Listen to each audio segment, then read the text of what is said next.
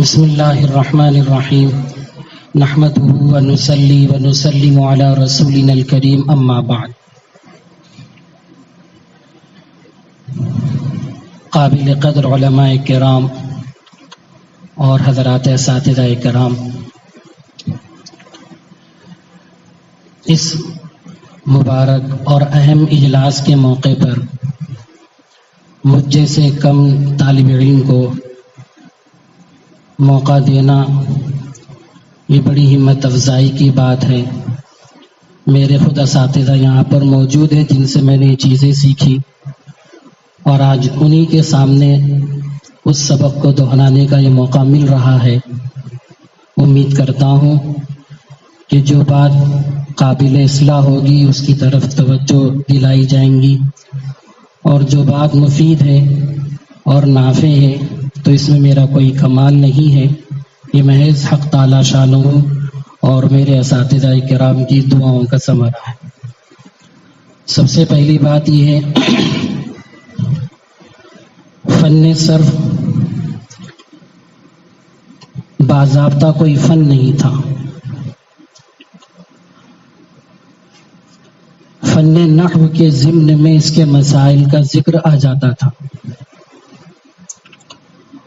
اور اس وقت جو پڑھانے والے اور اس وقت کے جو مصنفین تھے وقتاً فوقتاً جیسا جیسا موقع آتا تھا اس کی طرف رہبری اور رہنمائی کرتے تھے. اس کی نظیریں بہت سی چیزیں ہیں. ہدایت النو کو لے لیجئے. ہدایت النو کا جو پہلا باب ہے القسم الاول، یہ مسائل نحو سے متعلق ہے، اور القسم الثانی یہ افعال کی بحث ہے، مگر اس کے اندر کون سا صیغہ کس طرح بنایا جاتا ہے اور وہ بحث کب مکمل ہوتی ہے، اس کے کتنے صیغے ہیں، مجہول بنانے کا کیا طریقہ ہے، یہ ساری تفصیلات وہاں بھی موجود ہیں. بعد میں مورخین کہتے ہیں کہ سب سے پہلے اس فن کو باضابطہ اور اس کے مسائل کو جنہوں نے الگ کیا ابو عثمان البکر ابن حنیف رحمۃ اللہ علیہ. لیکن حضرت مفتی رفیع عثمانی صاحب رحمۃ اللہ علیہ کی تحقیق کے مطابق اس فن کے سب سے پہلے مدون حضرت امام ابو حنیفہ رحمۃ اللہ علیہ ہے، جہاں پر انہوں نے فقہ میں کام کیا اور اسی کے ساتھ ساتھ علم صرف میں بھی انہوں نے کام کیا، اور اس کتاب کا نام انہوں نے رکھا المقصود. پھر اس کے بعد باضابطہ یہ کام اپنے اپنے زمانے کے اعتبار سے اور اس زمانے میں جو طالب علم ہوا کرتے تھے ان کی ذہنی سطح کو سامنے رکھ کر یہ مستقل کام شروع کیا گیا. اور کتابوں کی یعنی جو صرف کے متعلق جتنی کتابیں ہیں ان کے مطالعے سے یہ بات سمجھ میں آتی ہے کہ پہلے زمانے کی جو کتابیں لکھی گئی تھیں اس کا طریقہ کار الگ تھا، اور آج جو ہمارے مدارس میں جو کتابیں پڑھائی جاتی ہیں آسان صرف، کتاب الصرف، میزان، منشعب، صرف میر وغیرہ، اس کا نہج تھوڑا سا بدلا ہوا ہے. پہلے کی جو کتابیں تھیں اس میں سب سے پہلا جو کام ہوتا تھا مبادیات بچوں کو یاد دلا دینے کے بعد فوراً گردان کا کام شروع ہو جاتا تھا. صرف صغیر پہلے، پھر اس کے بعد صرف کبیر، اور اس طرح پوری گردانیں اسماء مشتقات تک پہلے ہوا کرتی تھی. پھر اس کے بعد اسماء مشتقہ ہونے کے بعد ابواب کی گردانیں، پھر ابواب سے فارغ ہونے کے بعد ہفت اقسام کو سامنے رکھ کر ماضی، مضارع، امر، نہیں، اس طرح کی ساری گردانیں ان کو پڑھائی جاتی تھی اور لکھائی جاتی تھی. صرف طلبہ کے سامنے ایک وزن ماضی کا اگر دے دیا جائے تو اس زمانے میں طلبہ اسی کو سامنے رکھ کر پوری گردانیں لکھ لی کرتے تھے اور اب یاد کرتے تھے. قواعد کا دور دور تک کوئی تذکرہ نہیں تھا. ابواب الصرف ایک کتاب ہے، اسی طرح صرف العزیز ایک کتاب ہے، اور خود صرف میر کے اندر بھی یہی نہج ہم کو ملتا ہے کہ پہلے صرف صغیر ہے، پھر اس کے بعد صرف کبیر ہے۔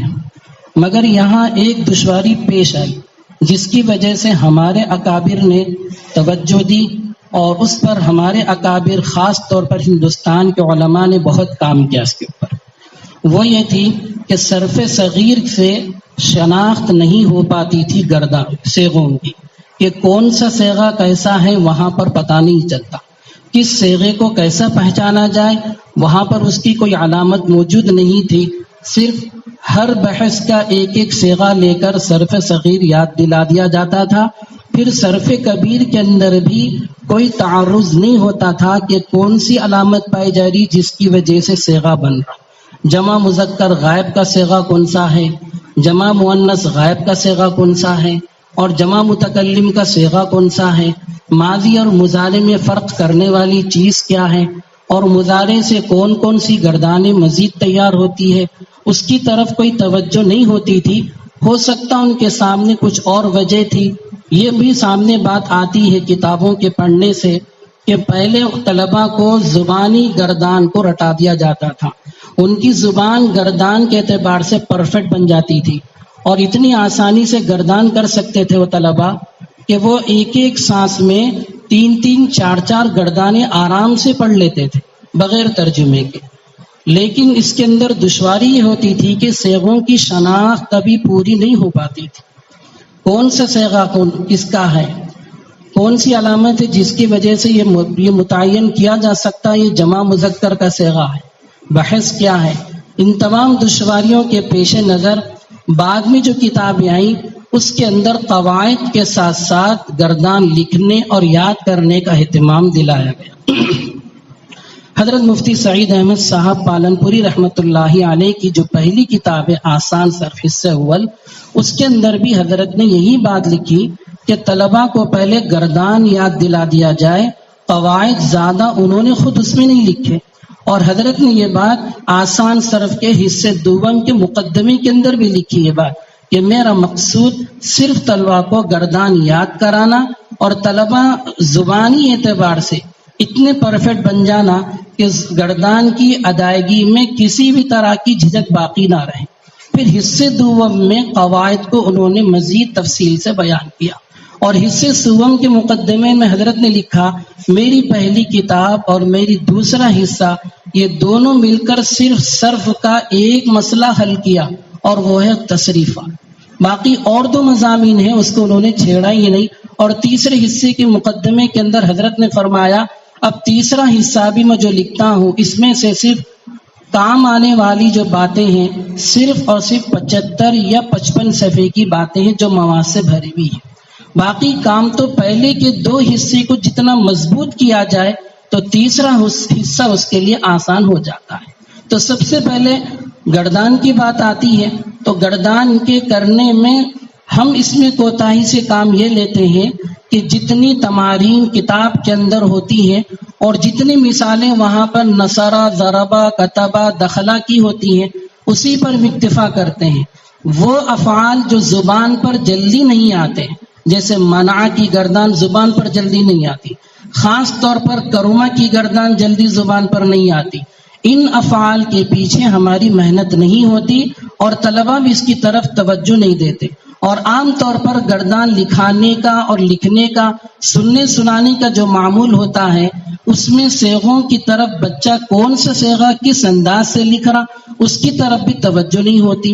عام طور پر جمع مذکر غائب کے صیغے میں واو کے ساتھ الف آتا، مگر ماضی کے تمام صیغوں کے اندر طلباء اس کی رعایت نہیں کرتے، صرف جمع مذکر غائب کے صیغے میں واو لکھ کر چھوڑ دیتے ہیں، الف لکھنا بھول جاتے ہیں، حالانکہ یہ الف لکھنا ماضی کی علامتوں میں داخل ہے۔ کتاب الصرف کے سبق نمبر 3 کے اندر لکھے ہوا ہے جمع مذکر غائب کی علامت وہ علامت جمع مذکر و ضمیر فاعل، پھر اس کے بعد الف کو بھی لکھا گیا۔ یہ الگ بات ہے کہ بعض جگہ قرآن شریف کے اندر اس الف کو لکھنے نہ لکھنے کی بات ہے، اس کا الگ قاعدہ اور ضابطہ ہے، اس کو ہم چھیڑے بغیر طلباء کو نشاندہی کرنے کے لیے کہ جمع مذکر غائب کی پہچان وہ الف کے ساتھ ہے، اس کو بتانا چاہیے کاپی چیک کرنے میں. اور دوسرے موقع پر بھی جب کاپی چیک کرنے کا موقع ملتا ہے تو عام طور پر طلبہ واو کو حذف کرتے ہیں، الف کو حذف کر دیتے ہیں. تو جمع مذکر غائب کے صیغے میں اس طرف توجہ دینے کی ضرورت ہے. اور گردان کے اندر اگر ہم پہلے گردان یاد دلائیں تو بھی اس کا فائدہ ہے، اور اگر ہم قاعدہ پہلے سمجھائیں پھر اس کے بعد گردان لکھائیں تو بھی اس کا فائدہ ہے. مگر گردان لکھانے میں اگر ہم تھوڑی سی توجہ اس طرف دے دی جائے کہ قرآن شریف کے افعال طلباء کو مکلف کر دیں کہ آپ پارے 30 یا پارے 1 یا پارے 29 جو عام طور پر نمازوں میں سورتیں پڑھنے کا معمول اور اہتمام رہتا ہے انہی میں سے آپ اگر لکھ کر لا لیں تو بہت فائدہ ہوگا. ورنہ ماضی کا صیغہ جب فعل ماضی اور اسی طرح مضارع امر کے صیغے جب صورتوں میں آتے ہیں اور جب شناخت کا مرحلہ آتا ہے تو ہمارے طلبہ فوراً جواب نہیں دیتے. اس لیے کتاب کی تمرین جتنی بھی ہو اس پر اکتفا کرتے ہوئے مزید شناختی صیغے کے لیے ہم قرآن کریم، احادیث نبویہ اور اسی طرح دوسری کتابوں سے مجھ سے استفادہ کریں تو طلباء کو بہت فائدہ ہوتا ہے. جب ماضی کا کام پورا ہو جائے تو ماضی مجہول کا کام آتا ہے. ماضی مجہول کا قاعدہ جو ہوتا ہے اس کے اندر بھی ہم کتابوں کو سامنے رکھا جائے دو باتیں سمجھ میں آتی ہیں. بعض لوگوں نے اس قاعدے کو تفصیل کے ساتھ بیان کیا اور بعض لوگوں نے اس قاعدے کو تشنا چھوڑ دیا.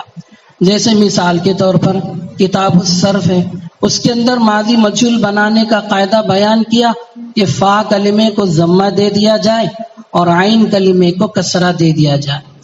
بس اتنی بات ہے. اگر اتنی بات بتا کر یہ کہہ دیا جائے کہ یہی ماضی مجہول بنانے کا قاعدہ ہے تو ثلاثی مزید فی کے ابواب میں یہ قاعدہ پورا جاری نہیں ہوتا. اس لیے اس موقع پر ہم سب کو چاہیے کہ مزید اس سے اوپر کی جو کتابیں ہیں یا اس سے نیچے کی جو کتابیں ہیں اس کے اندر کیا بیان کیا گیا اس کو دیکھیں. دیکھنے کے بعد ہم طلباء کے سامنے بتائیں کہ یہ قاعدہ جو لکھا گیا یہ ثلاثی مجرد کا ہے. ثلاثی مزید فی کے اندر مزید آپ کو ایک کام کرنا پڑتا ہے. اسی بات کی طرف توجہ دلائی استاد و محترم حضرت مفتی سعید احمد صاحب نے اس تشنگی کو دور کرتے فرمایا ماضی مجہول بنانے کا قاعدہ یہ ہے. انہوں نے آخر سے شروع کیا کہ لام کلمے سے پہلے والے حرف کو کسرہ دو اور ما باقی جتنے متحرک حروف ہیں سب کو ضمہ دو. یہ انہوں نے بیان کیا. اس سے تھوڑا سا مسئلہ حل ہو گیا. مگر پھر بھی ایک تشنگی باقی رہ گئی کہ وہ افعال جس کے اندر ماضی میں فا کلمے کے بعد الف آ جائے تو اس کو کیا کرنا چاہیے. وہاں پر یہ بات نہیں ملتی. تو آگے کی کتاب اگر دیکھ لی جائے تو جیسے تسہیل الصرف حضرت قاری صدیق احمد صاحب باندھوی رحمۃ اللہ علیہ کی اور بھی کتابیں ہیں وہاں اگر دیکھ لیا جائے تو یہ بات سمجھ میں آتی ہے. اور کتاب الصرف کے اندر بھی یہ باتیں مزید مختلف باتیں یا چند نفع بخش باتیں اس طرح کا عنوان الگ سے قائم کیا 25 سبق کے بعد. حالانکہ ضرورت اس کو یہاں پڑتی سبق نمبر 3 میں بیان کرنے کی، مگر اس کو بیان کر دیا سبق نمبر 25 کے بعد. اب وہاں اگر دیکھا جائے تو پوری تشنگی ختم ہو جاتی ہے. وہاں پر یہ بات لکھی ہوئی ہے کہ باب مفاعلہ ہے اور باب تفاعل ہے، اس سے مجہول بنانے کا طریقہ کچھ اور ہے. اگر اس کو سامنے رکھ کر ایک مرتبہ قاعدہ بتا دیا جائے تو طلباء کو ماضی ثلاثی مزید فی سے ماضی مجہول کی گردان کرنے میں کسی طرح کی دشواری پیش نہیں آ سکتی. اسی طرح گردان سننے کا ہے. سننے کے اندر عام طور پر ایسا ہوتا ہے کہ ہم کاپیاں چیک کرتے بیٹھ جاتے ہیں اور طلباء آپس میں گردان سناتے ہیں. اور یہ بات بھی طے ہے کہ آپ ایک کام کر رہے ہو تو دوسرا کام آپ نہیں کر سکتے. آنے واحد میں عقل 2 کام نہیں کر سکتی. اس لیے ہم اس طرف توجہ نہیں دیتے. اور طلباء یا تو ایسا ہوتا کہ طلباء کو سننے کا مکلف کر دیتے ہیں بھائی آپ ان کی گردان سنیں، یا پھر کبھی ایسا ہوتا ہے کہ طلباء کو کھڑا کر دیتے ہیں بھائی آپ پڑھتے رہو اور ہم کاپی چیک کرتے رہتے ہیں. تو اس میں گردان صحیح سنا رہا یا صحیح نہیں سنا رہا اس کی طرف توجہ نہیں ہوتی. تو اس کے لیے اگر ہم کاپی چیک کرنا بند کر دیں اور گردان سننے کا کام کریں تو ہر طلباء سے اگر گردان سنی جائے تو بمشکل 10 سے 15 منٹ میں ہم گردان سننے سے فارغ ہو سکتے ہیں اور سب کی ہم توجہ کے ساتھ سن سکتے ہیں.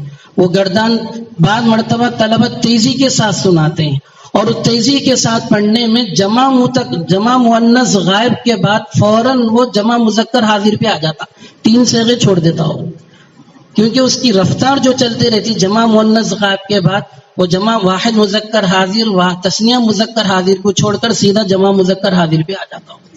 تو اس کی طرف توجہ دینے کی ضرورت ہے. اگر گردان پکے ہو جائے تو پھر اس کے بعد مرحلہ آتا شناخت کا. کتاب الصرف کی ترتیب بہت اچھی ہے، اس میں مرحلے وار کام کو سمجھایا گیا، اور آسان صرف کے اندر بھی ترتیب اچھی ہے. اور مگر اس کے اندر مجھے یہ محسوس ہوا کہ تھوڑا سا عنوان قائم کر کے الگ الگ بات لکھنے کی ضرورت ابھی بھی باقی ہے. اس کے اندر بہت سی مثالیں ہیں، انشاءاللہ ایک ایک کر کے بتاؤں گا. تو گردان کا جب کام پورا ہو جائے تو گردان کی شناخت ہے. شناخت کے اندر ماضی کے پہلے ہیں، اور یہ ماضی کی شناخت جب تک پوری نہ ہو جائے مضارع کا کام شروع کرنے سے طلبہ کو الجھن باقی رہتی ہے، صیغوں میں پہچان ان کو پوری نہیں ہوتی. اس لیے اگر ماضی کا کام پورا ہو جائے، ماضی معروف اور ماضی مجہول، ماضی مثبت معروف، ماضی مثبت مجہول، یہ پورے ہونے کے بعد طلبہ کو قرآن شریف دے دیا جائے اور ان سے یہ کہا جائے کہ جو بحث آپ پڑھ چکے ہیں معروف کی، مجہول کی اور اسی طرح مثبت کی، منفی کی، اب اس کو تم پہچانو. اس کا طریقہ یہ ہے یا تو پارے 30 دے دو یا پھر ہر طالب علم کو ایک پارہ دے دو. کہ آپ ایک پارے میں مثلا اگر درجے میں 15 بچے ہیں تو 15 پارے بانٹ دو، ہر ایک کو ایک ایک پارہ دے دو اور ان سے یہ کہو کہ ٹھیک ہے آج پو پارے کے اندر آپ کا کام یہ ہے، گردان مت لکھیے، تمرین مت کیجیے. آپ اس ایک پارے کے اندر پو پارے میں سے جو ماضی کے صیغے آپ کو ملے آپ اس کو لکھ کر لو، اور آپ وہاں پر یہ بھی مکلف کیجیے کہ آپ کیسا پہچانیں، کیا علامت ہے، آپ اس کی علامت بھی لکھو. اب وہ چاہے کون سا بھی باب رہن دو، ثلاثی مزید فی کا، رباعی کا، مجرد کا، کون سا بھی باب رہن دو، جب بچہ علامت کو مستحضر کر لیتا ہے تو پہچاننے میں انشاءاللہ کبھی اس کو پریشانی نہیں، بہت آسانی سے پہچان لیتا ہے. جیسے پہلے میں ہی ہے انعمت علیہم، انعمت، اگر اس کو علامت یاد ہو گئی تو بچہ خود پہچانتا کہ یہاں پر انعمتا میں تا مفتوح، یہ علامت واحد مذکر حاضر اور ضمیر فاعل، فوراً اتنی بات کہہ دیتا. انعمنا بھی اگر آ جائے تو اس کو پہچاننے میں کوئی دقت پیش نہیں آتی. ان الذین آمنوا، آمنوا باب فعال سے ہے، مگر بچہ علامت پہچان لیا واو اور الف تو فوراً بولیں گا کہ جمع مذکر غائب کا صیغہ ہے. یخادعون اللہ، یخادعون یہ فعل مضارع ہیں. اگر بچہ فعل مضارع کو پہچان لیا، قواعد کے ساتھ ساتھ علامتیں بھی یاد کر لیا تو اس کو پہچاننے میں کسی طرح کی تکلیف اور دشواری پیش نہیں آتی. جب یہ کام ہو جائے تو پھر اس کے بعد مضارع کا کام شروع کیا جائے. جب تک اس میں پختگی نہ ہو مضارع کا کام شروع کرنے میں ابھی الجھن باقی رہتی ہے. ایک کام یہاں پر یہ بھی کر سکتے ہیں، اردو سے عربی اور عربی سے اردو بنانے کا کام بھی لیا جائے. اس سے 2 فائدے ہوتے ہیں. پہلا فائدہ یہ ہے کہ صیغوں کی شناخت مکمل اس کو حاصل ہوتی ہے، اور دوسرا فائدہ یہ ہے عربی سے اردو اور اردو سے عربی بنانے کا ملکہ اور قدرت اس کے اندر آہستہ آہستہ تدریجاً بڑھتے رہتی ہے، اور اس کے اندر ایک ہمت اور حوصلہ پیدا ہوتا کہ مجھ کو عربی بنانے آ گیا، اردو بنانے آ گیا. اور عام طور پر جو نصابی کتابیں ہوتی ہیں اس کے اندر پوری تمرینات نہیں ہوتی، کیونکہ جو کتابیں لیسن کے حد تک ہوتی، اسباق کے حد تک ہوتی، ان کا نظریہ یہ ہوتا ہے کہ میتھڈ اور مضمون بہت کم اور مختصر رکھا جائے تاکہ سیکھنے والا بآسانی اس کو سیکھ لے. اگر ساری تفصیلات پوری کی پوری تمرینات اس کے اندر رکھ دی جائے تو پھر کوئی بھی سیکھنے میں اس کو آگے نہیں بڑھ سکتا، وہ طوالت مخل ثابت ہو سکتی ہے. اس لیے اساتذہ اگر ہم یہ توجہ دے لیے کہ تمارین کا کام مختلف کتابوں سے لیا جائے، استاد پہلے سے پریپیئر ہو کر جائے، تیاری کر کے جائے کہ سبق ہو گیا، اب ہم کو یہاں سے دوسرا کام شروع کرنا ہے، تمارین والا کام، تو کسی ایک کتاب کے مکلف بنے بغیر مختلف کتابوں سے، تدریب الصرف ہے، ارشاد الصرف ہے، الصرف العزیز ہے، اور اسی طرح پڑوسی ملک کی کتابیں ہیں، علم الصیغہ جو عربی میں آ گئی، اس کے اندر تو کافی قرآنی آیات ہیں۔ ان سب کا ایک مختصر نوٹ استاد اگر تیار کر کے چلے جائے اور بورڈ پہ لکھتے جائیں اور طلبہ کو مکلف کر دیا جائے تو انشاءاللہ اس کا بھی بہت بڑا فائدہ ہوتا ہے۔ جب ماضی کی بحث سے فارغ ہو جائے تو بات آتی ہے مضارع کی۔ مضارع کے اندر دو چیزیں خاص طور پر قابل توجہ ہیں، ایک ہے مضارع بنانے کا قاعدہ اور دوسرا ہے مضارع کا حکم۔ عام طور پر کتابوں کے اندر دونوں باتوں کو ایک ساتھ ملا کر بیان کر دیا گیا اور طلبہ کے ذہن میں یہ رہتا ہے یہ پورا قاعدہ مضارع کا ہے، حالانکہ ایسا نہیں ہے۔ صرف 4 سطر اگر کتابوں کے اندر ہے، ورنہ 3 سطر میں یہ قاعدہ مکمل ہو جاتا ہے۔ اس کے بعد کی جو باتیں ہیں یہ مضارع کے احکام ہیں، آیا مضارع معرب ہے یا مبنی ہے، اس کا تعلق وہاں سے ہے، یہ بیان کرنا یہ نحویوں کا کام تھا۔ مگر جیسا کہ پہلے میں نے بیان کیا، نحوی مسائل اور صرفی مسائل دونوں کو ایک ساتھ بیان کیا جاتا تھا، اس لیے مضارع کے بیان کرنے میں اس کو حد فاصل قائم کیے بغیر ایک ساتھ پورا قاعدہ بیان کیا گیا۔ تو اس میں مضارع بنانے کا جو اصل قاعدہ ہے، حروف عطین میں سے کوئی ایک علامت کسی کے آگے لگا دو، اور یا اگر آ جاتی ہے تو یہ مذکر غائب کی علامت، تا آ جاتی ہے تو حاضر کی علامت، الف آ گئی تو متکلم، نون آ گیا جمع متکلم، بس یہ اس کا قاعدہ ہے۔ باقی مضارع کا آخر مرفوع ہوتا ہے، نون اعرابی کا آنا ہے، اور جمع مؤنث غائب کا نون باقی رہنا ہے جس کو ضمیر فاعل کہتے ہیں۔ یہ سارے مسائل نحو سے متعلق ہیں جس پر تفصیلی بحث ہدایت النور کے اندر بھی ہے، شرح قطر الندیٰ کے اندر بھی ہے، شرح جامی کے اندر بھی موجود ہے، اور شرح شذور الذہب کے اندر اور اچھی تشفی بخش بحث ہے وہاں پر۔ تو اس کا پورا تعلق وہاں سے ہے، نحوی قاعدہ ہے، اصل بتانا صرف اتنا ہی قاعدہ ہے۔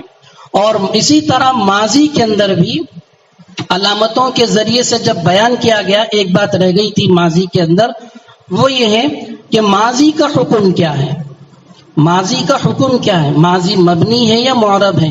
اس سوال کا تعلق نحو سے ہے، فن صرف سے نہیں ہے۔ عام طور پر ہمارے ممتحن حضرات بھی طلبہ سے پوچھ لیتے ہیں، جو قابل اشکال بات ہے کہ فن صرف کا بچہ امتحان دیتا ہے اور سوال اس سے کیا جاتا ہے کہ ماضی کا حکم کیا ہے، مبنی ہوتا ہے یا کیا ہوتا ہے۔ بچہ اگر جواب نہ دے تو پھر اس کے نمبرات کاٹ دیے جاتے ہیں، یہ میرے لیے مناسب بات نہیں ہے۔ آپ حضرات بھی اس پر غور کر سکتے ہیں، میری رائے سے آپ کو اتفاق ہو بھی سکتا، نہیں بھی ہو سکتا، مگر تجربہ یہ ہے کہ یہ بات پوچھ لیا جاتا ہے، حالانکہ اس کا تعلق فن نحو سے ہے، فن صرف سے نہیں ہے۔ اسی طرح مضارع کے اندر بھی اگر بچہ نفس قاعدہ سنا لیا، اس کے بعد کے جو احکامات ہیں کہ 5 صیغوں میں مضارع کا آخر مرفوع ہوتا ہے، 7 جگہ نون اعرابی آتا ہے، اور 2 صیغوں میں جمع مؤنث غائب اور جمع مؤنث حاضر میں کچھ عمل نہیں کرتا، وہ باقی رہتا ہے، مبنی ہوتا ہے۔ یہ سارے تفصیلات اگر بچہ تھوڑی دیر کے لیے بھی نہ سنائے تو ہمیں چاہیے کہ صرف نظر کر دیا جائے، اور صرف مضارع بنانے کا قاعدہ اگر وہ سیکھ لیا اور مضارع کو پہچاننا اس کو آ گیا تو بس کافی ہے۔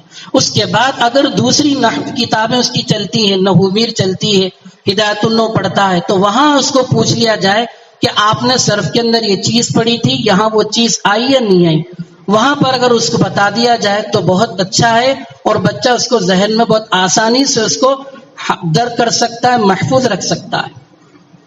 اب مضارع کی مشق اتنی ہونی چاہیے، باقی جتنے قواعد ہیں اور باقی جتنے مباحث ہیں وہ سب کے سب مضارع سے بنتی ہیں۔ ایک معنی کر اگر دیکھا جائے، مضارع مشتق منہ ہے، اور باقی جتنے ہیں امر نہیں، اس میں فاعل فلاں فلاں سب یہ سب مشتق ہے، سب اسی سے نکلتے ہیں، صرف علامت مضارع گرانا ہے اور کسی نہ کسی حرف کا اضافہ کرنا ہے، اضافی چیز اس کے اندر آ جاتی ہے۔ تو مضارع پر بھی اچھی خاصی بحث ہو جائے، اچھی خاصی تمرین ہو جائے۔ مضارع معروف کے بعد مضارع مجہول کا مرحلہ آتا ہے، مضارع مجہول کے اندر بھی اچھی بحث اور اچھی تمرین کرانے کی ضرورت ہے۔ عام طور پر طلبہ مضارع معروف کی گردان تو بآسانی رٹ لیتے ہیں، یاد بھی کر لیتے ہیں، مگر مضارع مجہول جب سنانے کا موقع آتا ہے تو طلبہ اٹک اٹک کر سناتے ہیں، اتنی مشق نہیں ہو پاتی. اس کی طرف بھی توجہ دینے کی ضرورت ہے. اور مضارع مجہول بنانے کے اندر بھی جو قاعدہ لکھا جاتا ہے وہ صرف ثلاثی مجرد کا ہے. ثلاثی مزید فی کے واسطے کیا کرنا چاہیے؟ اگر وقت ہے تو بتا دینا چاہیے، اگر وقت نہیں ہے تو پھر ان سے یہ کہہ دیا جائے کہ فلاں سبق میں اس کی تفصیل آنے والی ہے. عام طور پر ثلاثی مزید فی کی جب ابواب شروع ہوتے ہیں وہاں پر ان قاعدوں کا اجرا ہوتا ہی نہیں، صرف اور صرف صرف صغیر کے ذریعے سے پورا کام ختم ہو جاتا ہے، وہاں صرف کبیر نہیں ہوتی. حالانکہ ثلاثی مجرد میں جس طرح طلبہ صرف کبیر کرتے ہیں، ہر باب سے ہر بحث سے کرتے ہیں، صرف کبیر کی بھی مضارع کی گردان، صرف کبیر کی گردان ہونی چاہیے ہر باب کے تحت. باب افعال میں بھی مضارع کی گردان ہو، باب افتعال میں ہو، باب انفعال میں ہو، باب افعلال میں ہو، باب افعوال میں ہو، ساروں میں ہو. اس کی طرف توجہ نہ دینے کی وجہ سے نقصان یہ ہوتا ہے، باب افعلال اور باب افعیلال جو ثلاثی مزید فی کے باہمزے وصل کے ابواب ہے، اس کے اندر ماضی میں ادغام اور بعض صیغوں میں ماضی کے فک ادغام ہوتا ہے. مضارع کے اندر بھی ادغام اور فک ادغام ہوتا ہے. صرف کبیر نہ ہونے کی وجہ سے اگر احمرہ، اسفرہ، احمارہ، اسفارہ کی گردان اگر ان سے پوچھی جائے تو یہاں پر طلبہ جھجک جاتے ہیں اور گردان تسلسل کے ساتھ نہیں کرتے، کیونکہ جمع مؤنث غائب کے بعد ماضی کے اندر فک ادغام ہے، وہاں پر ادغام نہیں ہو سکتا، قاعدہ نہیں پایا جاتا ادغام کا. ادغام کے لیے شرط ہے پہلا ساکن ہو، دوسرا متحرک ہو، مگر جمع مؤنث غائب سے لے کے ماضی کے اندر جمع متکلم تک یہ قاعدہ نہیں پایا جاتا، پہلا متحرک ہوتا ہے، دوسرا ساکن ہو جاتا ہے. اسی طرح مضارع کے اندر بھی اگر ہم مضارع کی صرف کبیر، صرف صغیر ہر باب سے کرائی جائے تو انشاءاللہ یہ دشواری بھی ختم ہو سکتی ہے. اور اسی طرح مضارع مجہول کے اندر بھی مضارع مجہول اگر ثلاثی مجرد سے کرایا جائے تو بآسانی طلبہ کر لیتے ہیں، لیکن جو افعال ایسے ہیں جس کے پڑھنے میں دشواری ہوتی ہے وہاں پر طلبہ اٹک سکتے ہیں. باقی آسان افعال بہت تیزی کے ساتھ کر لیتے ہیں. اور مضارع مجہول اگر ثلاثی مزید فی سے کی جائے وہاں پر طلبہ کو بار بار متوجہ کرنا چاہیے کہ ان ابواب میں کون سے ابواب متعدی ہے اور کون سے ابواب لازم ہے. لازم سے مجہول نہیں آتا، متعدی سے مجہول آ جاتا ہے. اس کی طرف توجہ دینے کی ضرورت ہے. استاد محترم حضرت مفتی سعید احمد صاحب پالن پوری رحمۃ اللہ علیہ نے آسان صرف حصے دوم کے اندر اور تھوڑا سا اشارہ کیا حصے اول کے اندر کہ کون سا باب لازم ہے اور کون سا باب متعدی ہے. حضرت نے یہاں تک بھی لکھا دو ابواب ایسے ہیں، باب افعوال اور باب افعال، یہ قرآن شریف میں مستعمل نہیں ہے. یہ حضرت نے بہت آسانی سے کام کر دیا، ہم پڑھانے والوں کو بہت فائدہ ہو جاتا ہے. تو طلبہ کو بھی ہم کو بتانا چاہیے کہ یہ لازم ہے، اس کی گردان نہیں آتی، یہ متعدی ہے، اس کی گردان آتی ہے. یہ ماضی اور مضارع کا کام ہوا. سبق سننے کے اندر بھی ہم تھوڑا سا اگر اہتمام کر لیں تو طلبہ کا آموختہ قاعدے کے لحاظ سے بہت پختہ ہو سکتا. چاہے ہم گردان پہلے کر لیں صرف میر کے اعتبار سے، ابواب الصرف اور کتاب الصرف کے اعتبار سے، یا آسان صرف کی اگر ترتیب رکھی جائے میزان کی، منشعب کی، تو اس میں پہلے قاعدہ ہے پھر اس کے بعد گردان. جو بھی طریقہ اختیار کرے فائدے سے خالی نہیں ہے. اگر ہم پہلے قاعدے پڑھاتے ہیں اور قاعدے سنتے ہیں تو سننے سنانے میں بھی تھوڑی پابندی کی ضرورت ہے، جس میں بچے کو قاعدہ بھی یاد ہو سکتا ہے اور آموختے بھی گرفت ہو سکتی ہے. عام طور پر ہفتے میں ایک دن ہم آموختے کے لیے مقرر کرتے ہیں. ہم اگر چاہیں تو یومیہ ان کا آموختہ سن سکتے ہیں. جیسے حفظ کے اندر ہوتا ہے یومیہ پارے سبق، یومیہ 5 سبق اور یومیہ آموختہ. اگر ہم تھوڑی سی محنت کر لیں تو انشاءاللہ ایک سبق کے ساتھ بھی سن سکتے ہیں اور آموختے کی ترتیب بھی بن سکتی ہے. اب کسی کو اشکال ہو سکتا ہے کہ 45 منٹ میں یہ کام کیسے ہو سکتا ہے؟ الحمدللہ ہو سکتا ہے۔ اس کی ترتیب یہ ہے، آپ سبق میں جیسے وقت ہوتے ہی چلے جائیں تو یہ کام ہو سکتا۔ اگر ہم تاخیر کریں 5 منٹ 10 منٹ تو پھر یہ کام قابو میں نہیں آ سکتا۔ وقت ہوتے ہی اگر ہم چلے گئے درسگاہ میں اور جاتے ہی اگر حاضری لینے کا کام ہے تو حاضری لینے سے پہلے ہم طلباء پر نظر ڈال لیں، کون کون ہے کون نہیں ہے معلوم ہو جاتا، تو ہم طلباء کو اس کی زحمت بھی نہیں دے سکتے، لبیک بولو بھائی، ہم خود حاضری ڈال لے سکتے۔ طلباء کو یہ کہتے ہیں کہ صاحب میں حاضری لینے تک آپ لوگ سبق دیکھ لیں۔ جب ایک پہلا نمبر والا بچہ آپ کے پاس سبق سنانے آتا ہے تو باقی طلباء بیٹھے رہتے ہیں، ان سے کہو کہ صاحب میرے پاس آنا ہے تو ایک کو سنا کر آ جاؤ آپ۔ تو یہ طالب علم سبق ایک کو سنا دیا، پھر اس کے بعد استاذ کے پاس آ کے سنایا، سبق کو 2 مرتبہ دوہرا دیا، پھر اس کے سبق سنا کر جب یہ جائیں گا تو اس کو خالی مت بیٹھنے دیجیے، اس سے کہو کہ یہ سبق فلاں ساتھی کو پھر سناؤ آپ، پھر وہاں بھی سنا دیا، پھر فلاں ساتھی کو سناؤ۔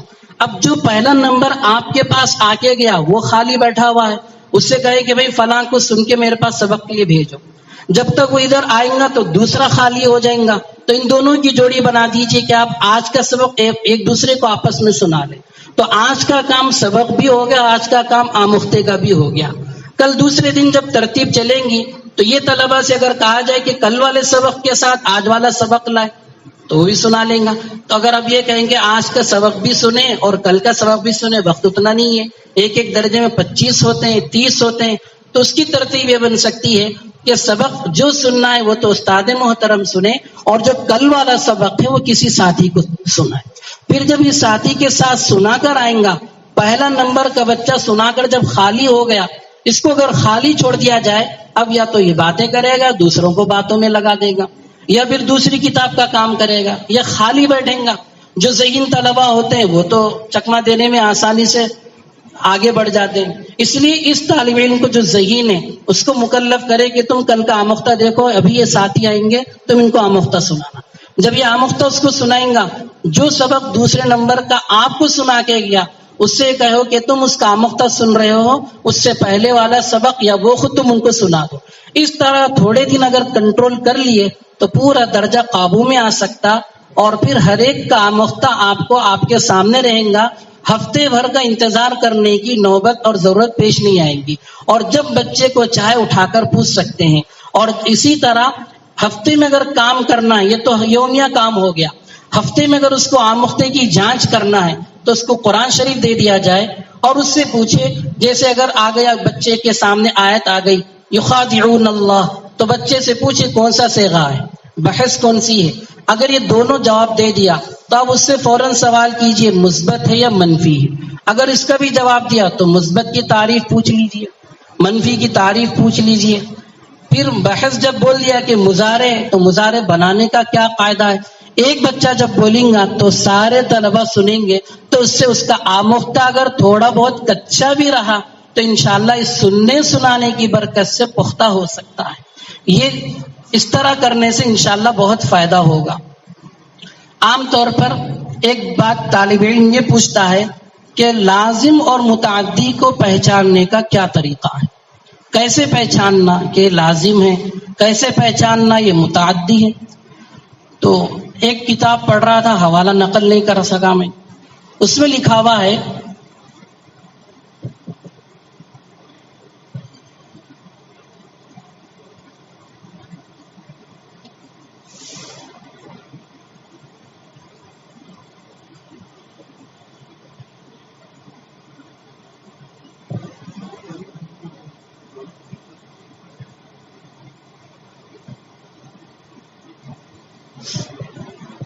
فعل متعدی اور فعل لازم کو پہچاننے کے اور بہت طریقے ہیں، مگر یہ 3 طریقے بہت آسانی سے معلوم ہو سکتے ہیں، اس کو نوٹ کر لیا۔ پہلا طریقہ ہے متعدی کے ترجمے میں نے آتا ہے، میں نے کھایا، جیسے نصرہ میں نے مدد، نصرتو میں نے مدد کی، نصرو ان سب لوگوں نے مدد کی، تو ترجمے میں نے آتا ہے، اور فعل لازم کے ترجمے میں نے نہیں آتا، جیسے مثلا جاء وہ آیا، ذہب وہ گیا، دخلا وہ داخل ہوا، یہ ایک فرق ہے۔ دوسرا فرق یہ ہے اگر کسی فعل کا مصدر فعول کے وزن پر آئے تو وہ فعل اکثر لازم ہوتا ہے۔ یہ اکثر کی قید اس بات کی طرف اشارہ کر رہی ہے کہ بعض افعال کے مصادر فعول پر آتے ہیں مگر وہ متعدی نہیں ہوتے۔ یہ قید اتفاقی ہے، اتفاقی نہیں ہے۔ جیسے مثلا نزلہ کا مصدر نزول ہے، دخلہ کا مصدر دخول ہے، خرجہ کا مصدر خروج ہے، رجعہ کا مصدر رجوع ہے، سکتہ کا مصدر سکوت ہے، رکبہ کا مصدر رکوب ہے۔ یہ وہ افعال ہے جن کے مصادر فعول پر آتے ہیں۔ یہ ایک علامت بیان کی گئی کہ یہ لازم ہے، اکثر لازم ہوتے ہیں۔ اور تیسری علامت فعل کے ساتھ ضمیر متصل لگا دیا جائے۔ ضمیر متصل واحد غائب کی ہو، مخاطب کی کا، متکلم کی یا اور جمع متکلم کی نون الف نا۔ اگر ان چاروں میں سے یا جو بھی ضمیر متصل ہیں ان کو فعل سے لگا کر دیکھیں، آیا اس کا ترجمہ صحیح ہوتا ہے، معنی بنتے ہیں یا نہیں بنتے ہیں۔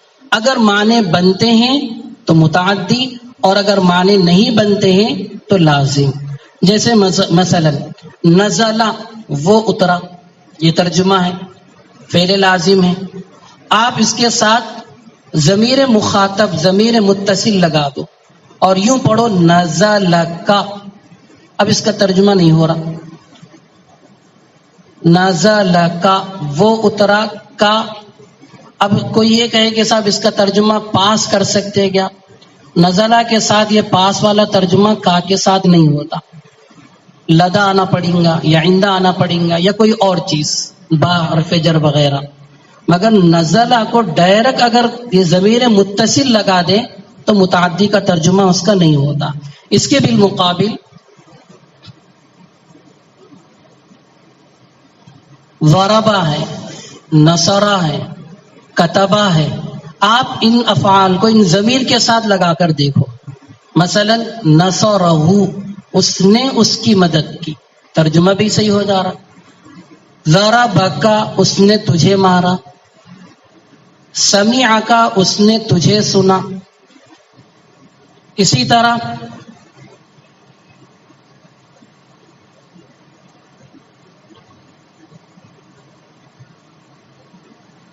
یا متکلم کی ضمیر بھی لگا دیں، ضربنی اس نے مجھے مارا، نصرنی اس نے میری مدد کی۔ جمع متکلم کی ضمیر لگا دیں تب بھی ترجمہ صحیح، نصرنا اس نے ہم کو مارا، اس نے ہم کو مارا، مدد کی۔ ضربنا اس نے ہم کو مارا۔ تو یہ تین علامتیں ہیں، اور بھی بہت سی ہے۔ یہ تین علامتیں بہت آسانی سے ہم طلبہ کو بتا سکتے ہیں اور یاد رکھنے بھی ان کو سہولت ہوگی۔ یہ تین علامتوں میں سے کوئی ایک بھی علامت اگر پائی جائے تو یہ لازم اور متعدی ہونے کے درمیان فرق اچھی طرح بتاتی ہیں۔ یہ علامتیں جیسے مثلا کسی فعل کا مصدر فعول آ گیا تو اکثر لازم، اسی طرح کسی فعل کے ترجمے میں نے آ جائے تو متعدی، نے نہ آئے تو لازم۔ اسی طرح کسی فعل کے ساتھ ضمیر متصل لگا دیا جائے اور ترجمہ اس کا ٹھیک بیٹھتا ہے تو متعدی، اور اگر ترجمہ ٹھیک نہیں بیٹھتا ہے تو وہ لازم۔ یہ تین پہچانیں اس کی۔ اور مضارع کے اندر اب یہاں سے جب بحث شروع ہوتی ہے، عام طور پر کتابوں کے اندر نفی تاکید بلم، نفی جہد بلم، نفی تاکید بلم، یہاں سے شروع ہو جاتے ہیں۔ مگر یہاں پر صرف میر کے اندر اور اسی طرح جو فارسی وغیرہ کی کتابیں ہیں وہاں پر ڈائریکٹ عنوان قائم کر کے یہ بحث شروع کر دی گئی۔ حضرت مفتی سعید صاحب رحمۃ اللہ علیہ نے بہت اچھا کام کیا کہ حضرت نے یہ ترتیب قائم فرمائی کہ مضارع مثبت کے بعد منفی بنانے کا طریقہ کیا ہو سکتا۔ ایک ہی طریقہ ہم جانتے ہیں کہ ماں لگا دیا جائے یا لا لگا دیا جائے، اور ماں کہاں لگانا چاہیے، لا کہاں لگانا چاہیے، یہ فرق بھی کتابوں میں نہیں ہے۔ ما عام طور پر ماضی استمراری کے ساتھ آتا ہے اکثر، اور لا مطلقاً مضارع کے صیغے پر آتا ہے اگر منفی بنانا ہے، جیسے ما کانوا یستطیعون السمع وما کانوا یبصرون. اور اگر خالی آپ کو لا پڑھنا ہے تو فعل مضارع رہنا ہے، ماضی استمراری نہیں رہنا ہے. کبھی ایک دو مثالیں اس کے خلاف بھی آتی ہیں، خلاف قیاس ہے.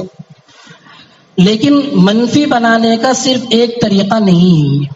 حضرت استاد محترم نے فرمایا منفی بنانے کے مضارع کے کئی اور طریقے ہیں. نمبر 1 نفی جہد بلم، نمبر 2 نفی تاکید بلند. یہ بھی مضارع کو منفی کے معنی میں کر دیتے ہیں الگ الگ خصوصیات کے ساتھ. مضارع پر اگر لم آ جائے تو معنوی تبدیل کرتا ہے اور لفظی بھی تبدیلی کرتا ہے. 2 طرح کے تغیرات کرتے ہیں، لفظی تغیر اور معنوی تغیر. لفظی تغیر اگر لم ہے تو 5 صیغوں میں جزم، 7 جگہوں سے نون اعرابی. اگر وہ فعل معتل ہے، صحیح نہیں ہے تو معتل الف ہے تو الف ساقط، واو ہے تو واو ساقط، یعنی جو بھی حرف علت رہیں گا اس کو گرا دیں گا. اور 2 صیغوں میں کچھ عمل نہیں کرتا، جمع مؤنث غائب اور جمع مؤنث حاضر. اور معنوی اعتبار سے تبدیلی یہ کرتا ہے کہ مضارع کو ماضی منفی کے معنی میں کر دیتا ہے. تو معنوی تغیر کا لحاظ رکھتے ہوئے اس کو مضارع منفی کے ساتھ جوڑ دیا گیا. حضرت نے اس کو خیال کرتے ہوئے فوراً بھی ترتیب ایک کے بعد بیان کیا. حالانکہ دوسری کتابوں کے اندر نون تاکید ثقیلہ اور خفیفہ کا بیان ہے، آسان صرف کے اندر یہ ترتیب ہے. اور پھر ان ترتیب سے فارغ ہونے کے بعد نون تاکید ثقیلہ کا بیان ہے. اور نون تاکید ثقیلہ بھی اسی سے بنتا ہے، مضارع سے. اسی لیے مضارع پر اچھی محنت ہونی چاہیے، گردان کے اعتبار سے بھی، شناخت کے اعتبار سے بھی. مضارع کے پہچاننے کا طریقہ حضرت استاد نے ایک چھوٹے سے کالم کے اندر بیان کیا، بہت مختصر. عام طور پر ہم اس کو یاد نہیں دلاتے، لیکن کتاب الصرف کے اندر باضابطہ سبق نمبر قائم کیا گیا. سبق نمبر 3 ماضی کے اندر اور سبق نمبر 7 مضارع کے اندر مستقل انہوں نے اس پر کام کیا اور طلبہ کو یاد دلاتے ہیں. اس کا بہت فائدہ ہوتا ہے. اور جیسے ہی ہم طلبہ کے سامنے قرآن دیتے ہیں تو طلبہ فوراً پہچان لیتے ہیں کہ مضارع ہے اور اس کی علامت یہ ہے، یہ فلاں صیغہ ہے اس کی علامت یہ ہے، یہ فلاں ہے اس کی علامت یہ ہے. تو اس پر بھی خاص توجہ کی ضرورت ہے.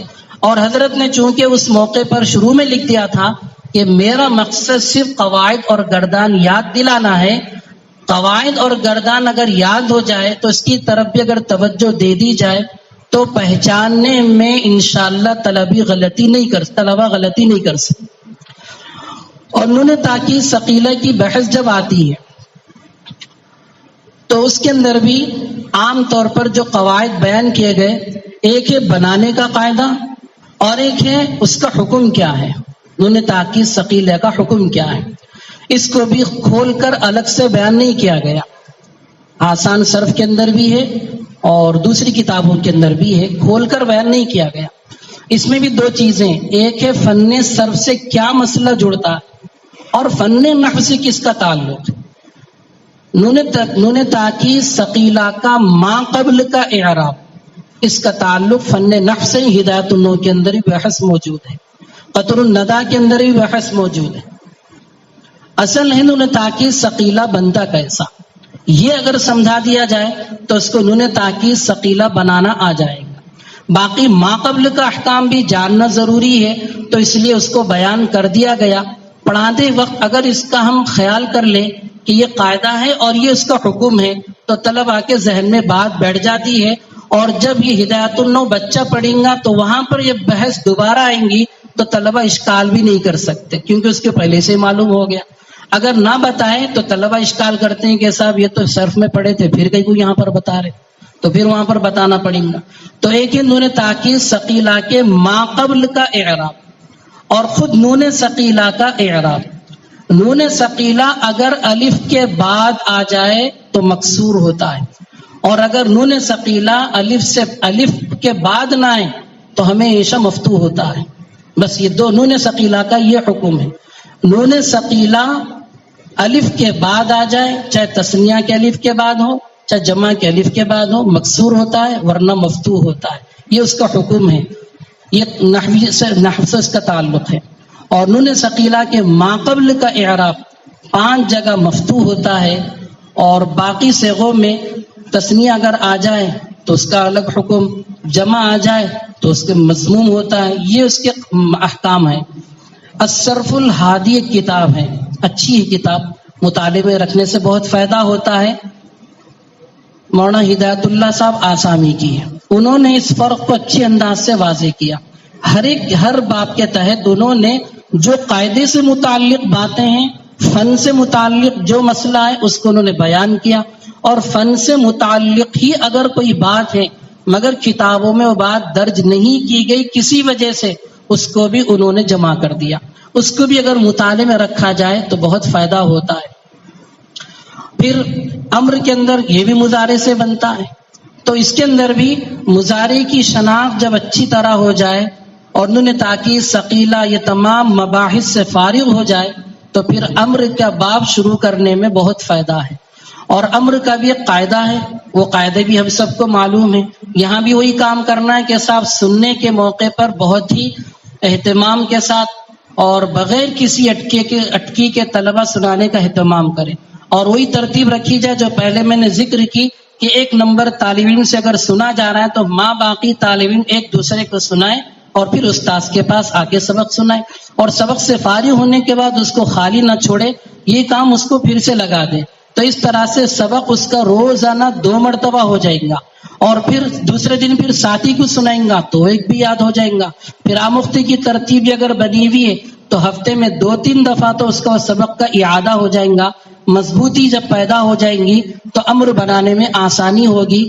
عام طور پر امر کے تعلق سے بھی وہی بات لکھی ہوئی ہے، غائب، امر متکلم اور امر حاضر۔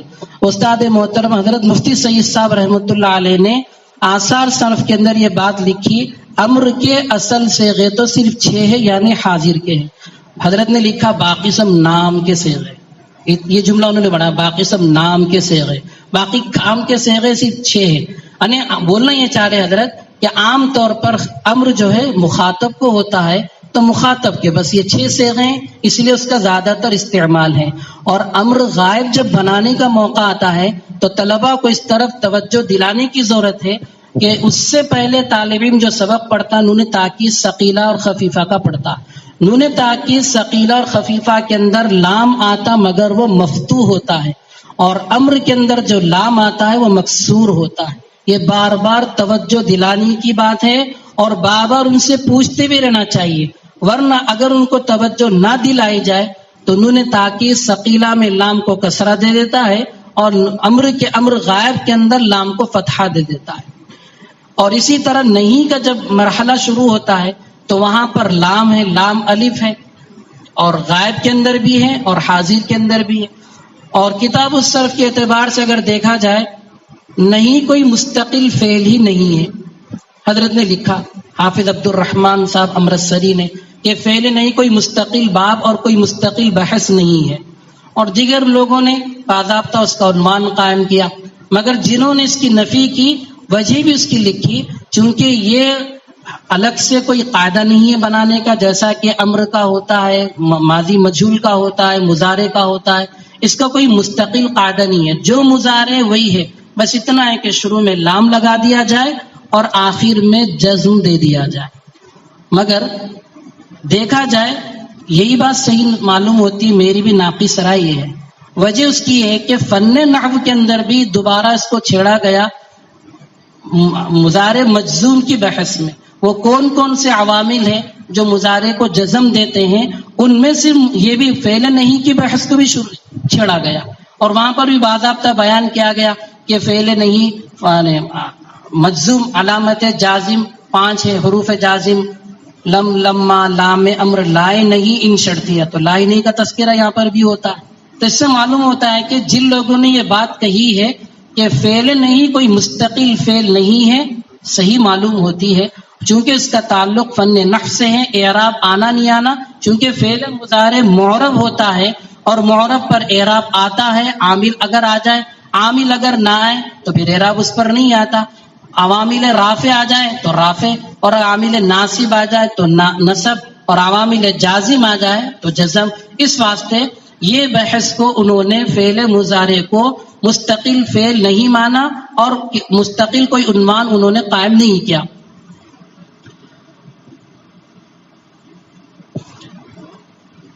مشتقات کے اندر یہ تو پورے ثلاثی مجرد کے مباحث ہو گئے. مشتقات کے اندر بھی اس میں فاعل یہ بھی مضارع سے بنتا ہے، اس میں مفعول بھی مضارع سے بنتا ہے، اس میں اعلیٰ بھی مضارع سے بنتا ہے، اس میں ضرب بھی مضارع سے بنتا ہے. صرف کہیں لواحقات ہیں اور کہیں آخر میں کسی حرف کو بڑھانا ہے، کبھی پہلے کرنا ہے کام، کبھی آخر میں کرنا ہے. اس میں اعلیٰ کرنا ہے، علامت مضارع گرا دو، میم مکسور بڑھا دو. اس میں ضرب بنانا ہے، علامت مضارع گرا دو اور میم مفتوح لگا دو، بس اتنا سا کام کرنا ہے. اور اس میں ظرف کے اندر عین کلمے پر فتحہ ہوگا یا مکسور ہوگا، ایک ضابطہ انہوں نے بیان کیا. مضارع مضموم العین ہے تو یہ حکم ہے، مضارع مکسور العین ہے تو فلاں حکم یہ ہے، بس اتنا ہی اس کے اندر. مگر یہ پورے بنتے ہیں مضارع سے. اسی لیے حضرت نے بھی ایک جگہ فرمایا تھا، استاد محترم حضرت مفتی سعید صاحب نے مضارع پر اچھی خاصی بحث ہونی چاہیے.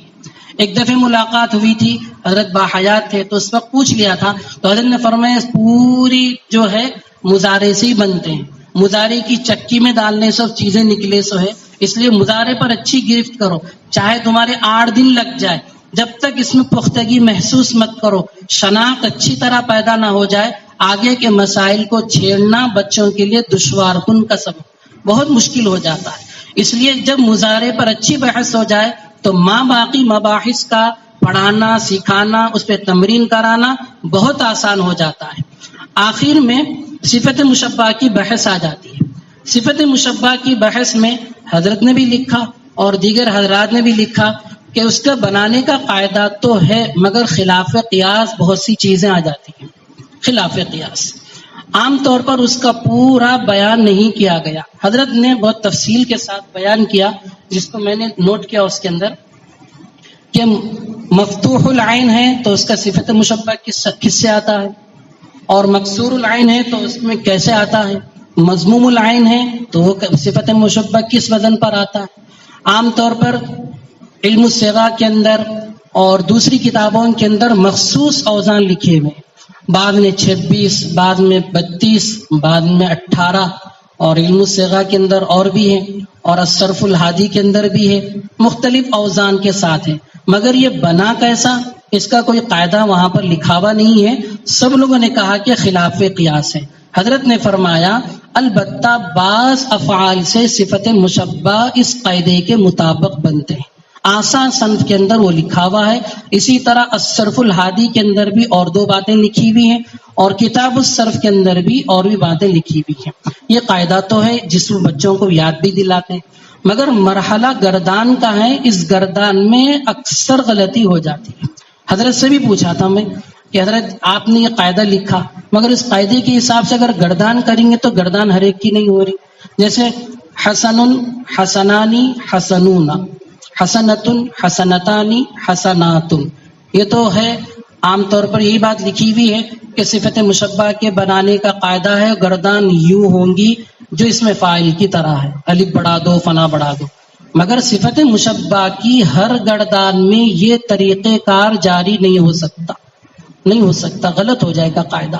کیونکہ بعض صفت مشبہ ایسے ہیں جو رنگ اور عیب کے معنی پر دلالت کرتے ہیں، اور بعض ایسے ہیں جو صفات عارضی سے بنتے، جیسے جوعان ہے، عطشان ہے.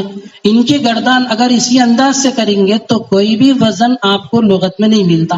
جیسے عطشان ہے، عطشان کے اگر آپ گردان اسی انداز سے کریں گے جو اس میں فاعل کی کرتے ہیں، عطشان، عطشانانی، عطشانون، تو پھر مؤنث نہیں آتی. مؤنث تو اس کا وزن لکھے ہوا عطشا کے بنانا. قاعدہ یہ بھی ایک نحو کا قاعدہ بھی ہے، صرف کا بھی قاعدہ ہے کہ جو افعال صفات عارضی کے معنی پر مشتمل ہو اس کی مؤنث فعلا کے وزن پر آتی ہے. آپ اگر اس میں فاعل کی طرح گردان کریں گے تو مؤنث کا جو وزن بتایا گیا اس کا خیال اور اس کی رعایت نہیں ہو سکتی. اس لیے اس کی گردان الگ طریقے سے کرنا ہے. عطشان، عطشانانی، جمع عطاش، یہ لغت میں اس کا وزن موجود ہے. اور مؤنث کے اندر بھی عطشا عطشانانی جمع عطاشن، یعنی مذکر اور مؤنث دونوں کا وزن ایک ہی ہے۔ اسی طرح وہ افعال جو صفت مشبہ ہیں مگر رنگ اور عیب کے معنی پر دلالت کرتے ہیں، جیسے احمر، اصفر، ابیض، ان کی گردان بھی آپ اس میں فاعل کی طرح کرنا چاہیں تو نہیں کر سکتے، وزن بدل جاتا ہے اور معنی بھی خراب ہو جاتے ہیں، لغت کے بھی خلاف ہیں۔ جیسے مثلا احمر اور تسنیہ ہے احمرانی، اور جمع احمرون نہیں کر سکتے، جمع اس کی حمرن موجود ہے لغت کے اندر۔ اور اسی طرح اس کی مؤنث ہدایت النو کے اندر بھی لکھا ہوا ہے، کتاب الصرف میں بھی ہے، اس کی جو مؤنث ہے حمراء ہے، اور حمراء کا تسنیہ بنانے کا قاعدہ ہدایت النو کے اندر ہے کہ اس الف ممدودہ کو واو سے بدلنا ہے، لہذا تسنیہ کے اندر حمراوانی آئے گا، لہذا اس کی گردان ہوگی حمراء، حمراوانی، اور جمع آتی حمرن، ابیض، اسود۔ تو یہ بات بھی ذرا ذہن میں رکھنا ہے۔ ہم اگر طلباء کو ایک ہی بات بتا دیں کہ اس کی گردان بھی اس میں فاعل کی طرح آتی ہے، یہ قاعدہ کلیہ نہیں ہے۔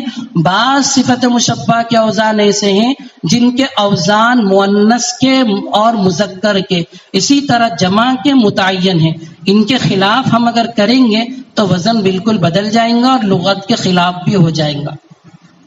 اسی طرح بعض صفت مشبہ کے اوزان ایسے ہیں جس میں تذکیر اور تانیث کا بھی فرق نہیں ہے۔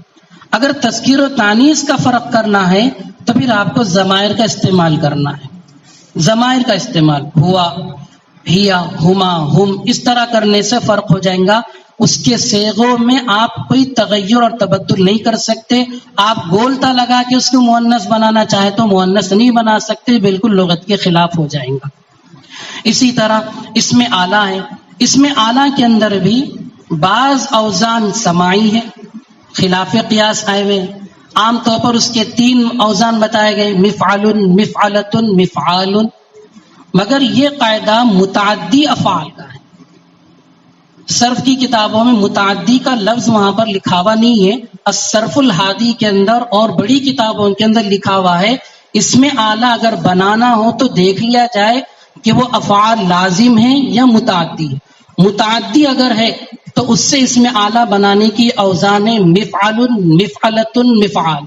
اگر لازم ہے تو لازم سے آپ یہ نہیں بنا سکتے، لازم سے اگر آپ کو بنانا ہے تو اس کے دوسرے اوزان۔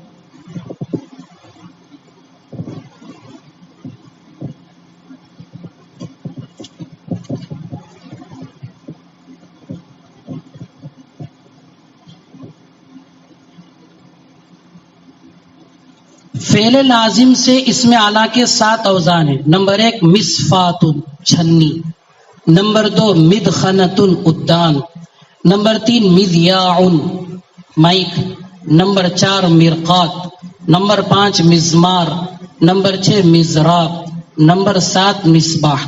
یہ 7 اوزان میں سے، یعنی اوزان اگر دیکھیں مفعالۃ، مفعلۃ، مفعال، اسی طرح مزمار، یہ ایک ہی وزن ہے مگر اس کے الگ الگ اعراب کے اعتبار سے بدل جا رہے۔ یہ لازم افعال سے اس میں آلہ بنانے کا طریقہ ہے، اور یہ 3 افعال کے علاوہ اگر متعدی افعال سے بنا رہے تو اس کا بھی طریقہ ہے۔ بعض لوگوں نے اس میں جامد سے بھی اس میں آلہ بنایا ہے، جو بعض اوقات ہماری درسی کتابوں کے اندر استعمال ہو جاتے ہیں، اس کی طرف بھی توجہ دینے کی ضرورت ہے۔ بہرحال صرف ایک اہم موضوع ہے، اس پہ دلچسپی رکھنے سے اور طلباء کو متوجہ کرنے سے صیغوں کی شناخت اور گردان بہت فائدہ ہو جاتا ہے۔ تعلیلات کا باب بھی ہے اور اسی طرح خاصیات کا باب بھی ہے۔ تعلیلات کے اندر قواعد ہم یاد دلا دیتے ہیں، مگر جو اجرا اور مشق ہونی چاہیے اس کے واسطے ہم صرف صغیر کا کام لے لیتے ہیں، بس ختم۔ صرف کبیر میں ہم محنت نہیں کرتے، اور جتنے قواعد ہیں ضروری نہیں ہے کہ صرف صغیر کے اندر آ جائے، صرف کبیر کے اندر بھی آتے ہیں، اس لیے صرف کبیر کی محنت کرائی جائے تو بہت فائدہ ہوگا۔ جیسے مثلا ماضی کے صیغے ہیں، اگر کوئی قاعدہ ماضی کے صیغے میں آ گیا، جیسا کہ قالا کی اگر بچہ گردان کرتا ہے صرف کبیر، تو قالا کے پہلے صیغے میں تو قاعدہ نمبر 7 جاری ہو جائیں گا، اور قلنا جب بچہ جمع مؤنث غائب لکھتا ہے تو یہاں بھی اس کو وضاحت کرنا پڑے گا کہ کس قاعدے اور کس تعلیل کی وجہ سے یہ صیغہ بنا. اگر صرف صرف صغیر پر اکتفا کیا جائے تو طلبہ صرف قاعدہ نمبر 8 تو لکھ سکتے ہیں، قاعدہ نمبر 10 ان کو یاد نہیں رہے گا. اسی طرح مضارع کے اندر بھی بہت سے قاعدے ہیں جو جاری ہوتے ہیں. عام طور پر صرف صغیر پر محنت ہوتی ہے اور پھر صرف کبیر سے ہم دور ہو جاتے ہیں.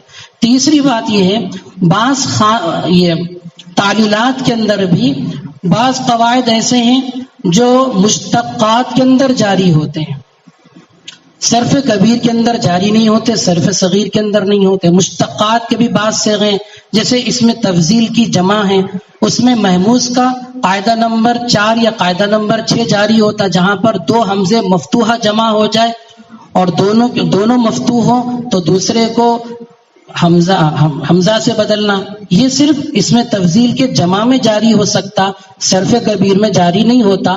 تو ہم کو پڑھاتے وقت توجہ دینا ہے کہ کون سا قاعدہ کس موقع پر جاری ہوتا ہے اور کون سا قاعدہ کس موقع پر جاری نہیں ہوتا. ایک آخر میں ایک خاصیات کے بات رہ جاتی. خاصیات کے اندر متداول کتابوں کے اندر بہت سی خاصیات لکھی ہوئی ہیں جو عام طور پر بہت کم استعمال ہوتی ہے. حضرت مولانا عثمان غنی صاحب سے بھی میں نے پوچھا، حضرت سے بھی پوچھا تھا، حضرت مفتی سعید صاحب سے بھی، حضرت مولانا نعمت اللہ صاحب سے بھی پوچھا تھا، حضرت یہ خاصیات تو کہیں ملتے ہی نہیں، کہیں جاری نہیں ہوتے. تو حضرت نے فرمایا جہاں ملی، جتنی ملی اتنا بھی اگر یاد ہو گیا تو کافی. تو شاید الصرف الحادی والوں نے اسی بات کو سامنے رکھتے ہوئے جو مستعمل خاصیات ہے اس کو انہوں نے سب کتاب کے ختم پر جمع کیا، ثلاثی مجرد کے اور ثلاثی مزید فی کے. باقی کے اور جو آتے ہیں مطاوعات فلاں فلاں، اس کو انہوں نے جمع نہیں کیا. اور ایک بات آپ کے سامنے رکھنا تھا، ایک ناقص رائے، وہ یہ کہ عام طور پر ہمارے پاس جو صرف پڑھائی جاتی ہے اور اس میں جو طریقہ کار کو اختیار کیا جاتا ہے، ایسا ہوتا ہے کہ شروع سے ہم ایک ہی بحث کو لے کے چلتے ہیں. مثلا اگر ہمارے سامنے آسان صرف حصے اول یا حصے دوم ہو، ہم پوری کتاب پڑھا دیتے ہیں. اور جو بچہ ہمارے سامنے موجود رہتا ہے جو بالکل مبتدی ہوتا ہے، اگرچہ کہ حضرت نے کتاب الصرف حصے دوم کے اندر ابواب کی بحث کو چھیڑا، مگر خود مقدمے کے اندر لکھا کہ مقصود اس کتاب سے صرف قواعد یاد دلانا ہے، ابواب کو اور تعلیلات کو چھیڑنا نہیں ہے. مگر وہ بھی ہم پڑھا دیتے ہیں جو بچوں کو ذہن میں نہیں رہتا. اس کا کام مرحلے وار اگر کیا جائے تو شاید بہت فائدہ ہوگا. صیغوں کی شناخت میں ایک حد تک تو کامیابی اس کو مل جاتی ہے، مگر ابواب کی تعیین میں اور ابواب کو پہچاننے میں اکثر غلطی کرتے ہیں. خاص طور پر باب انفعال اور باب افتعال کے پہچاننے میں بہت سوں کو مغالطہ ہو جاتا ہے. اسی طرح باب افعلال اور باب افعیلال کے پہچاننے میں غلطی ہوتی ہے. اس لیے خاص طور پر اس کی طرف توجہ دی جائے اور کچھ مرحلہ ایسا قائم کیا جائے، کچھ اوقات، کچھ ایام، کچھ مہینے اس کے لیے مختص کر دیے جائے تو انشاءاللہ اس کا فائدہ ہوگا. عام طور پر ہم جو پڑھتے پڑھاتے آتے ہیں، ابواب کی بحث بالکل جمادی الثانی میں یا پھر جمادی الاولیٰ یا رجب کے موقع پر آتی ہے، اور اس موقع پر اکثر مدارس میں انجمنوں کا نظام ہوتا، طلبہ کا ایک شوق، ایک ذوق ہوتا کہ مسابقے میں حصہ لے، تحریری میں، تقریر میں، بیت بازی میں، مکالمہ سازی میں، ان سب میں حصہ لیتے ہیں تو اس کی طرف توجہ نہیں ہوتی. اور ادھر استاد محترم بھی باضابطہ اسی لمٹ اور اسی مقدار کے ساتھ سبق پڑھاتے ہیں، مگر طلبہ کا ذہن منتشر ہونے کی وجہ سے کما حق کو اس کو اخذ جیسا کرنا ہے نہیں کرتے، جس کی وجہ سے کمی باقی رہتی دوم اول کے اندر. پھر جب دوم شروع ہوتی ہے تو پھر علم الصیغہ پڑھائی جاتی ہے، یا آسان صرف حصے سوم، یا بعض جگہ تحصیل الصرف. تو اس کے اندر بھی ہم شروع سے وہی مباحث لے کے آتے ہیں جو بچہ 2 سال سے پڑھتے ہوئے آ رہا، ماضی مطلق، ماضی قریب، ماضی بعید، یہ سب گردانے کرتے ہوئے آتا. جب تعلیلات کا باب شروع ہوتا ہے تو پھر وہی جماعت ثانی یا جماعت الاولیٰ کا آخری ہوتا ہے، جس میں انجمن کی ہمہ ہمی اور پھر طلبہ کا انتشار ذہنی کی وجہ سے یہ تعلیلات جیسے سمجھنا ہے، اس پر جیسی محنت کرنا ہے ویسی محنت نہیں ہوتی. اس لیے اگر ہم اس پر غور و خوض کیا جائے کہ اس کو کس مرحلے میں رکھا جائے تاکہ طلبہ کا خاطر خواہ فائدہ ہو جائے، وہ کون سا موقع ہے جہاں پر طلبہ کو اس پر اچھی گرفت کرائی جا سکتی ہے، صیغوں کے پہچاننے میں، تعلیلات کے کرنے میں کوئی خطا نہ ہو، تو کوئی ایسا موقع ان کے لیے ہونا چاہیے، چاہے سال کے شروع میں، یا پھر یہ جو مباحث ہے اس کو جلد سے جلد پڑھا کر بغیر تمرین کرا کے دوم کے اندر، جیسا کہ اول کے اندر پورے مباحث کی تمرین کر لیا، گردانے بھی کر لیا، اب یہاں پر گردان کرانے کے بجائے ابواب پر، تعلیلات پر، خاصیات پر اگر محنت کرائی جائے تو دوم کے دن انشاءاللہ صرف اس کی مضبوط ہو سکتی ہے، ورنہ عام طور پر سوم سے صرف کا نظام نہیں ہے۔ یہ چند متفرق باتیں آپ کے سامنے تھی، یہ صرف مذاکرے کے طور پر میں نے عرض کیا، کوئی قابل اصلاح بات ہو تو ضرور متنبہ فرما۔